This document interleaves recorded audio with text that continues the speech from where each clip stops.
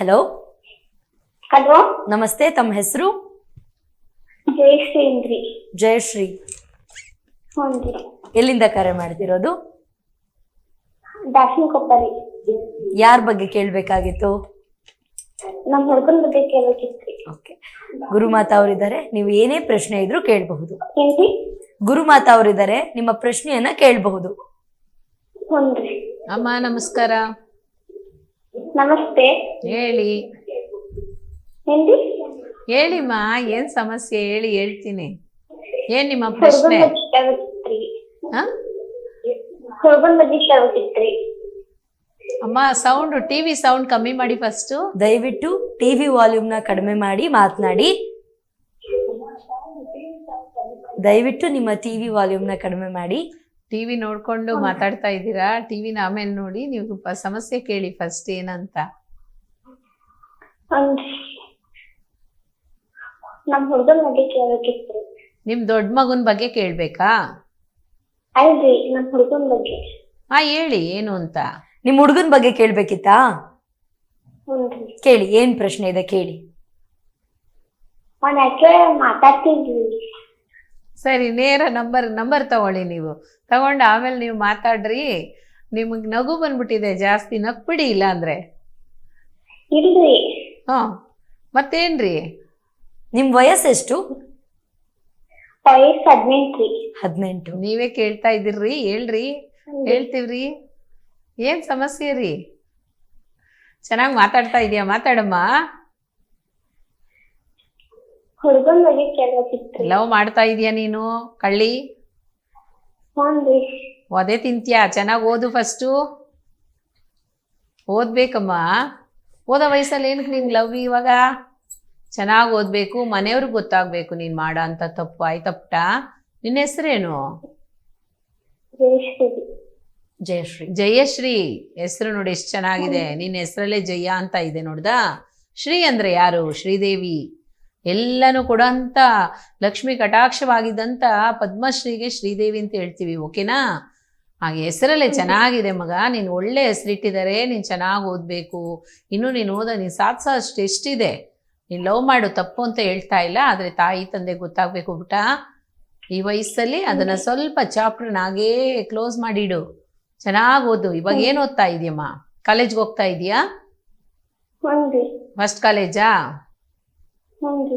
ಚೆನ್ನಾಗಿ ಓದಬೇಕು. ಎಷ್ಟು ಪರ್ಸೆಂಟೇಜು ನಿನಗೆ ಇದರಲ್ಲಿ 10th? 10th 90 ರೀ. 90. ಸೂಪರ್. ಚೆನ್ನಾಗಿ ಓದಮ್ಮ. ನಿನಗೆ ವಿದ್ಯೆ ಚೆನ್ನಾಗಿದೆ ಪುಟ. ನೀನು ಯಾರನ್ನ ಲವ್ ಮಾಡ್ತಿದ್ಯೋ ಅವ್ರನ್ನೇ ಮದುವೆ ಮಾಡ್ಕೋ, ತಪ್ಪು ಅಂತ ಹೇಳ್ತಾ ಇಲ್ಲ. ನಿಮ್ಮ ತಾಯಿ ತಂದೆ ಗೊತ್ತಾ? ಇಲ್ರಿ. ಇಲ್ದಿದ್ಮೇಲೆ ಇವಾಗ ಗೊತ್ತಾಗಿರುತ್ತಲ್ಲ ನನ್ನ ಹತ್ರ ಮಾತಾಡುವಾಗ. ನೀನೇ ಡಂಗೂರ ಹೊಡೆದ್ಬಿಟ್ಟೆ ನೋಡ್ದಾ? ಅದಕ್ಕೆ ಹೇಳೋದು, ನಿನ್ನ ಮನಸ್ಸಲ್ಲಿ ಒಳ್ಳೆತನ ಇದೆ. ನಿಮ್ಮ ತಾಯಿ ತಂದೆ ಹತ್ರ ಹೋಗು, ಇದು ನಂಗೆ ಸ್ಟಾಪ್ ಮಾಡು. ಸರಿನಮ್ಮ? ಇದನ್ನು ಖಂಡಿತವಾಗ್ಲೂ ಬೆಳೆಸ್ಕೊಂಡು ಹೋಗ್ಬೇಡ. ನಿಮ್ಮ ತಾಯಿ ತಂದೆಗೆ ಗೊತ್ತಾಗಬೇಕು ನೀನು ಮಾಡೋ ಅಂಥದ್ದು. ಚೆನ್ನಾಗಿ ಓದ್ತಾ ಇದೆಯಾ, ನಿನಗೆ ಚೆನ್ನಾಗಿ ಭವಿಷ್ಯ ಚೆನ್ನಾಗಿದೆ ಅಮ್ಮ. ನಿನ್ನ ಲೈಫು ಫ್ಯೂಚರ್ ಚೆನ್ನಾಗಿದೆ. ವೇಸ್ಟ್ ಮಾಡ್ಕೋಬೇಡ ಪುಟ. ಚೆನ್ನಾಗಿ ಓದಬೇಕು. ಕಾಲೇಜ್ ಇನ್ನೂ ಎಷ್ಟು ಓದೋ ಅಂಥದ್ದಿದೆ. ಏನು ಗ್ರೂಪ್ ತಗೊಂಡಿದ್ಯಮ್ಮ? ಸೈನ್ಸ್. ಸೂಪರ್. ನೀನು ಚೆನ್ನಾಗಿ ಓದಿ, ಚೆನ್ನಾಗಿ ಒಂದು ಸ್ಟೇಜಲ್ಲಿ ನೀನು ಒಳ್ಳೆ ಜಾಬಲ್ಲಿ ಸೇರಿ ನೀನು ಚೆನ್ನಾಗಿ ಆಗಬೇಕು. ಆವಾಗಲೇ ನಿನಗೆಲ್ಲನೂ ನೀನು ಹುಡ್ಕೊಂಬತ್ತೈತಮ್ಮ. ಎಲ್ಲನೂ ನೀನು ಹುಡುಕ್ಬೇಡ. ಸರಿನಾ? ಇವ್ರು ತುಂಬ ಇಷ್ಟ ಆಗಿದೆ ನಮಗೆ ಅನ್ನೋದಿತ್ತು ಅಂದರೆ ನಿಮ್ಮ ತಾಯಿ ತಂದೆ ಗೊತ್ತಾಗಬೇಕು. ಹಾಗೇ ಇರಬಾರ್ದು. ಸರಿನಪ್ಪ? ಕರೆ ಕಟ್ಟಾಗಿದೆ.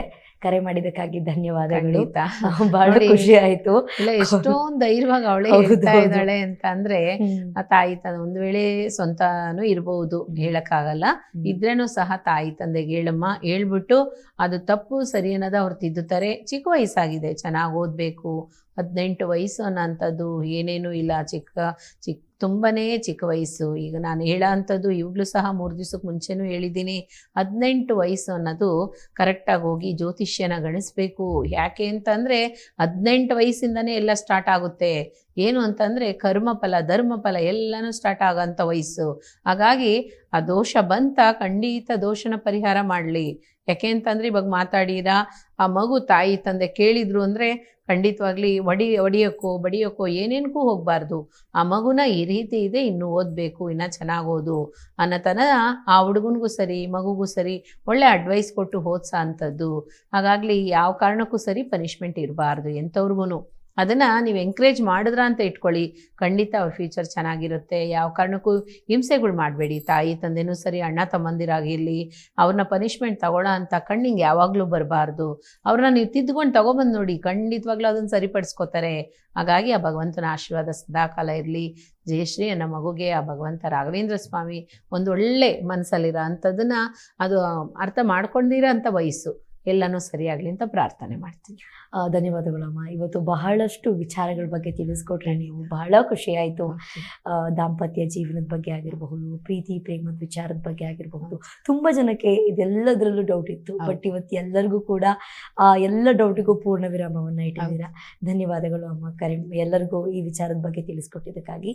ದಯಮಾಡಿ ನಿಮಗೆ ಏನೇ ಡೌಟ್ ಇದ್ದರೂ ಕೂಡ ಕೆಳಗಡೆ ಕಾಣ್ತಿರುವಂತಹ ನಂಬರ್ಗೆ 9626278822ಕ್ಕೆ ಈ ನಂಬರ್ಗೆ ಕರೆ ಮಾಡಿ ಅಪಾಯಿಂಟ್ಮೆಂಟ್ ಸಿಕ್ಕುತ್ತೆ. ನೀವು ನೇರವಾಗಿ ಅಮ್ಮನನ್ನು ಭೇಟಿ ಮಾಡಬಹುದು. ನಿಮ್ಮ ಧ್ವನಿಯ ಮುಖಾಂತರ ನಿಮ್ಮ ಎಲ್ಲ ಸಮಸ್ಯೆಗಳಿಗೆ ಪರಿಹಾರವನ್ನು ನೇರವಾಗಿ ಕೊಡ್ತಾರೆ. ಅಪಾಯಿಂಟ್ಮೆಂಟನ್ನು ದಯವಿಟ್ಟು ತಗೊಳ್ಳಿ ಅಂತ ಹೇಳ್ತಾ, ಇದಾಗಿತ್ತು ಇವತ್ತಿನ ವಿಶೇಷ. ನೋಡ್ತಾ ಇರಿ ಸ್ಪೀಡ್ ನ್ಯೂಸ್ ಕನ್ನಡ.